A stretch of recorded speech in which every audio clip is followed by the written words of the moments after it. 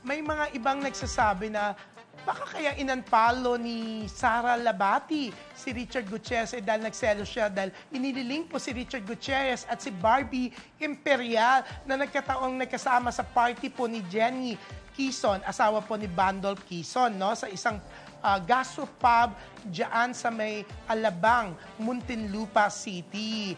That was last Saturday. So, chinismis na po sila. Panay daw po ang bulungan, magkasama daw dumating, ganyan, ganyan, ganyan.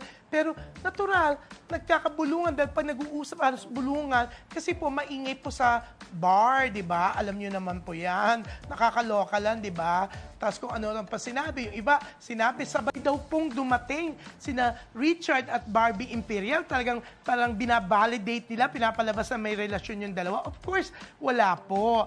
Pero, nauna po si Richard, matagal na siya nandun, nang dumating si Barbie. Mas late po, di ba? Oo. At syempre, wala naman pong ibang sightings sa kanila. Sabi nga ng isang malapit kay Richard, lahat na lang ba ililink kay Richard? Kung natatandaan mo po nyo, si Kesel, kung ano man po, kinuchi ng abot kamay na pangarap ng GMA7 ay nilink din po kay Richard dahil nakita pong kasama nila sa Trick or Treat, no? Nung October, kasama ng mga anak ni Richard. Pero ang nag-drive po kasi ng sinakyan nila ay yung karelasyon ni Kesel, hindi ko nga makabisado ang pangalan, no? So, hindi nga rin po totoo yun, di ba?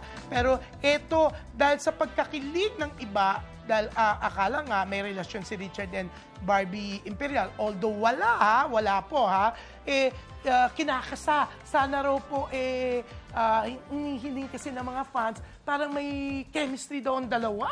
Parang may mga kinilig sa chismis. Sana raw po, sali si Barbie Imperial sa bagong serye ni Richard Gutierrez sa ABS-CBN. Ang bongga, di ba? Pero